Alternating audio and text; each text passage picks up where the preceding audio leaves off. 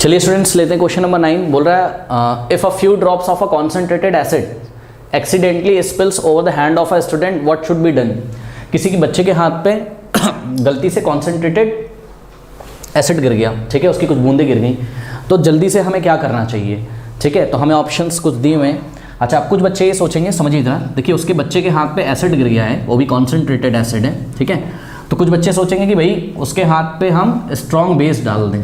क्या डाल दें? स्ट्रॉन्ग बेस या स्ट्रॉन्ग एल्केलाइन डाल दें। बेस का मतलब ही एल्केलाइन होता है, एल्केलाइन, ठीक है भाई, सही बात है। अगर बच्चे के हाथ पे एसिड गिरा है, अगर आप बेस लगा दें उसके हाथ पे, तो ये बेस जो होगा, कोई बेसिक पेस्ट लगा दें या एल्कलाइन लगा दें इसके हाथ पे, ठीक है, तो ये जो बेस होगा या एल्कलाइन होगा, ये क्या करेगा? एसिड के इफेक्ट को काउंटर करेगा, ठीक है ना। हमको पता है ना कि भाई एसिड और बेस आपस में रिएक्शन करके सॉल्ट और वाटर देते हैं, ठीक है। तो ये बेस जब आप डालोगे तो एसिड के इफेक्ट को कम करेगा। क्यों? क्योंकि एसिड स्किन को हार्म करें, एसिड के जो पार्टिकल्स हैं वो स्किन को हार्म करें, स्किन को नुकसान पहुँचाएं, इससे पहले ही बेस एसिड से रिएक्ट करने लगेगा। तो सभी एसिड के पार्टिकल बेस के साथ इंगेज हो जाएंगे और स्किन पर अटैक नहीं कर पाएंगे, ठीक है। तो उस बच्चे को ज़्यादा हानि नहीं होगी, ज़्यादा नुकसान उसकी स्किन को नहीं होगा। आपने सोचा बिल्कुल सही है, लेकिन मैं आपको बताऊं बच्चों, स्ट्रॉन्ग बेस या स्ट्रॉन्ग एल्कलाइन मत डाल देना उसके हाथ पे उठा के गलती से।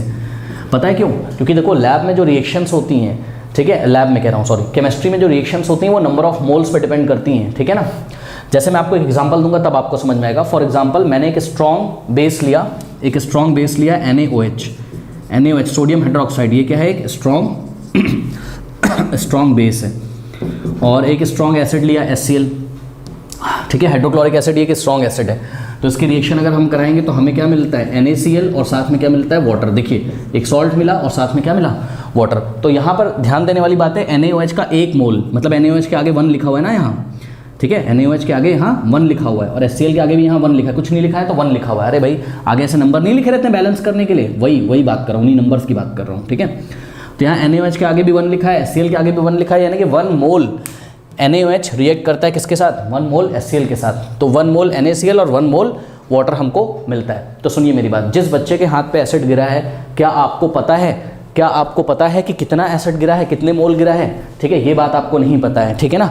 और कौन सा एसिड गिरा है ये भी आपको नहीं पता है। तो गलती से अगर आप स्ट्रॉन्ग बेस लाके उसके हाथ पे डाल देंगे बच्चों, ठीक है, और स्ट्रॉन्ग बेस की मात्रा यदि ज़्यादा हो गई, ठीक है, जैसे कि फॉर एग्जाम्पल यहाँ NaOH के अगर हमने 2 मोल डाल दिए और HCl का 1 मोल डाला, ठीक है, तो 1 मोल NaOH तो 1 मोल HCl के साथ रिएक्ट कर लेगा, फिर भी 1 मोल NaOH बच जाएगा ना। तो सोचो ना, अगर आपने गलती से NaOH की मात्रा या स्ट्रॉन्ग बेस की मात्रा उसके हाथ पे ज़्यादा कर दी, तो जितना बेस को एसिड के साथ रिएक्ट करना होगा तो कर जाएगा, कोई प्रॉब्लम नहीं है, फिर बेस बच जाएगा और वो स्ट्रॉन्ग बेस भी स्किन को हार्म करेगा, स्किन को खराब करेगा, क्योंकि हमको पता है स्ट्रॉन्ग बेस भी कोरोसिव इन नेचर होते हैं। समझ में आई बात? इसलिए गलती से भी आप उसके हाथ पे स्ट्रॉन्ग बेस उस टाइम नहीं डालेंगे, ठीक है। हाँ, बेस आप डालिए लेकिन वीक बेस डालिए। क्या डालिए? वीक बेस डालिए, ठीक है, क्योंकि वीक बेस एसिड के इफेक्ट को, कॉन्सेंट्रेटेड एसिड के इफेक्ट को काउंटर तो करेंगे, उसको कम तो करेंगे, और अगर बच भी गए वो एक्स्ट्रा तो उसकी स्किन को हार्म नहीं करेंगे। ओके, वीक बेस जो होते हैं वो कोरोसिव इन नेचर नहीं होते हैं स्टूडेंट्स, ठीक है।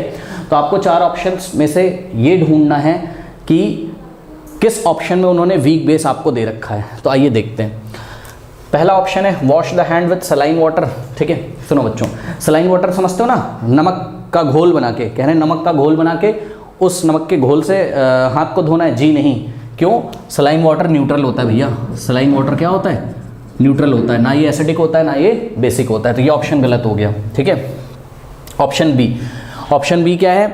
अच्छा, ये सलाइन वाटर न्यूट्रल क्यों होता है मैं आपको बता दूं। सलाइन वाटर का मतलब है ये NaCl को आपने पानी में, अरे नमक ले लो थोड़ा, पानी में डाल दो, तो भैया जब नमक को पानी में डालोगे आप तो उसमें कौन से आयन होंगे? 2 ही आयन तो होंगे, एक Na+ होगा और दूसरा Cl- होगा। ये ब्रेक हो जाएगा तो उस पानी में Na+ है, Cl- है, ना तो इसमें H+ है, ना तो इसमें OH- है, ना तो ये एसिडिक है ना तो ये बेसिक है। क्यों? क्योंकि हमको पता है कि जो NaCl बनता है वो एक स्ट्रॉन्ग बेस और स्ट्रॉन्ग एसिड से बनता है, और स्ट्रॉन्ग बेस और स्ट्रॉन्ग एसिड से बनने वाले जो सॉल्ट होते हैं उनका नेचर न्यूट्रल होता है। तो ये न्यूट्रल सॉल्ट है, तो न्यूट्रल सॉल्ट का जो सोल्यूशन होगा, यानी कि सलाइन सोल्यूशन होगा, वो भी कैसा होगा? न्यूट्रल होगा। समझ में आ गई बात? इसलिए ऑप्शन नहीं होगा, बी ऑप्शन। कह रहा है कि wash the hand immediately with plenty of water and apply a paste of sodium hydrogen carbonate. ये ऑप्शन मुझे थोड़ा सा सही लग रहा है। समझिए जरा, कह रहे हैं कि पानी को हाथ को थोड़ा पानी से फटाफट धो लें। हाँ, ये तो अच्छी बात है, पानी से तो धोया ही जाएगा, नो डाउट। ठीक है, पानी से आप धो लोगे तो वो एसिड को डाइल्यूट कर देगा थोड़ा सा। हाँ, चलो ये तो अच्छी बात है। उसके बाद कह रहे हैं पेस्ट लगा लें, किसका? सोडियम हाइड्रोजन कार्बोनेट का। सुनो बच्चों, ये सोडियम हाइड्रोजन कार्बोनेट क्या होता है पता है आपको?